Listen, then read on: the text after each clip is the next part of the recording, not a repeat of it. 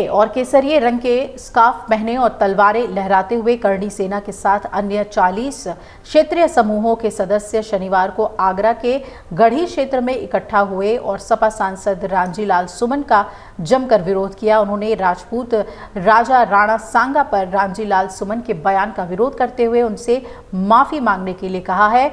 इतना ही नहीं, एक प्रदर्शनकारी ने भड़काऊ बयान देते हुए सपा प्रमुख और उत्तर प्रदेश के पूर्व मुख्यमंत्री अखिलेश यादव को गोली मारने की धमकी तक दे डाली। अब आपको बता दें कि करणी सेना के कार्यकर्ता यहां राणा सांगा की जयंती मनाने जुटे थे। इस दौरान कार्यकर्ताओं ने तलवारें लहराई और जमकर प्रदर्शन किया। कार्यक्रम खत्म होने के बाद उन्होंने रास्ते में लगी बैरिकेडिंग को लाठी डंडों से तोड़ दिया, साथ ही नेशनल हाईवे पर जाम भी लगा दिया। इस दौरान एक प्रदर्शनकारी ने अखिलेश यादव को गोली मारने की धमकी दी। इस प्रदर्शनकारी ने एक प्राइवेट चैनल से बातचीत करते हुए कहा कि महाराणा सांगा हमारे लिए पिता समान है, क्या हम उनके अपमान को बर्दाश्त करेंगे? अगर कोई हमारे पिता को गाली देगा तो क्या हम चुप बैठ सकेंगे? मैं खुद जाकर अखिलेश यादव को गोली मार दूंगा। प्रदर्शनकारी ने यह भी कहा कि सांसद रामजी-लाल सुमन को पद से बर्खास्त कर दिया जाना चाहिए। ये लोग हमारे पूर्वजों को अपमानित करते हैं, हमारे माता पिता को गाली देने का काम करते हैं। आपको बता दें कि इससे पहले अखिलेश यादव ने करणी सेना पर तंज कसते हुए कहा था कि अगर कोई रामजी-लाल सुमन या हमारे कार्यकर्ता का अपमान करेगा तो हम भी उनके साथ खड़े दिखाई देंगे। और उन्होंने कहा कि ये सेना वेना सब नकली है, ये सब बीजेपी वाले हैं। दरअसल आगरा के गढ़ी रामी में शनिवार को पहले से ही करणी सेना समेत कई संगठनों ने घोषणा की थी कि राणा सांगा की जयंती पर रक्त स्वाभिमान सम्मेलन आयोजित किया जाएगा। राणा सांगा को लेकर रामजी-लाल सुमन द्वारा राज्यसभा में की गई एक टिप्पणी को लेकर क्षत्रिय संगठनों ने नाराजगी जाहिर की है और ये विवाद उस समय शुरू हुआ था जब सुमन ने 21 मार्च को संसद में कहा था कि राणा सांगा ने इब्राहिम लोदी को हराने के लिए बाबर को भारत आमंत्रित किया था। तब उन्होंने कहा था कि अगर भारतीय मुसलमानों को बाबर का वंशज बताया जाता है तो इसी तरह दूसरे समुदायों को भी राणा सांगा जैसे गद्दार के वंशज के तौर पर देखा जा सकता है।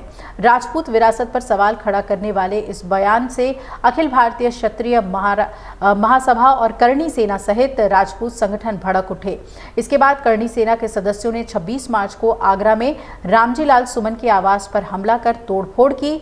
आगरा में शनिवार को रक्त स्वाभिमान सम्मेलन के मद्देनजर पुलिस ने कड़े इंतजाम किए थे। शहर क्षेत्र के पुलिस उपायुक्त डीसीपी सोनम कुमार ने बताया कि त्रिस्तरीय सुरक्षा योजना बनाई गई थी और 24 जगहों पर पुलिस तैनात की गई थी। ये भी बताया कि कई जगहों पर बैरिकेडिंग लगाए गए। आगरा के अलावा मेरठ, झांसी और मैनपुरी में भी पुलिस बुलाई गई। रक्त स्वाभिमान सम्मेलन के मद्देनजर सपा सांसद के आवास पर भी सुरक्षा कड़ी कर दी गई है।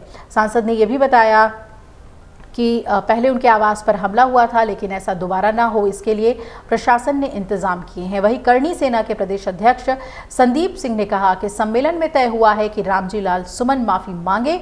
अगर वो माफी नहीं मांगेंगे तो हम आगे की रणनीति बनाएंगे। इस सम्मेलन में 40 से ज्यादा क्षत्रिय संगठन शामिल हुए थे। करणी सेना और अन्य क्षत्रिय समूहों के सदस्यों ने भगवा और पीले रंग के स्कार्फ पहनकर राणा सांगा की स्तुति करते हुए प्रदर्शन किया।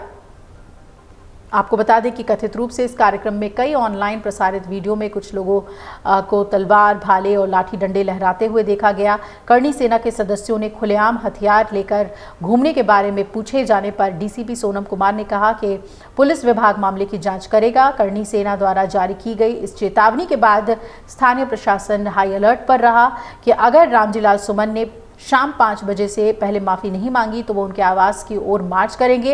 इस धमकी के जवाब में सपा ने स्थानीय सदस्य भी संसद के आवास के पास इकट्ठा होने लगे। पुलिस सूत्रों ने बताया कि वरिष्ठ प्रशासनिक अधिकारियों और बीजेपी के स्थानीय नेताओं के हस्तक्षेप के बाद करणी सेना के मार्च के आह्वान को वापस ले लिया गया, जिससे तनाव कम हो गया। अगर आप ये वीडियो YouTube पर देख रहे हैं तो हमारे चैनल को सब्सक्राइब कर बेल आइकन दबाएं और Facebook पर देख रहे हैं तो हमारे पेज को लाइक करें। 8 मिलियन प्लस सब्सक्राइबर, आपके इस भरोसे के लिए बहुत धन्यवाद।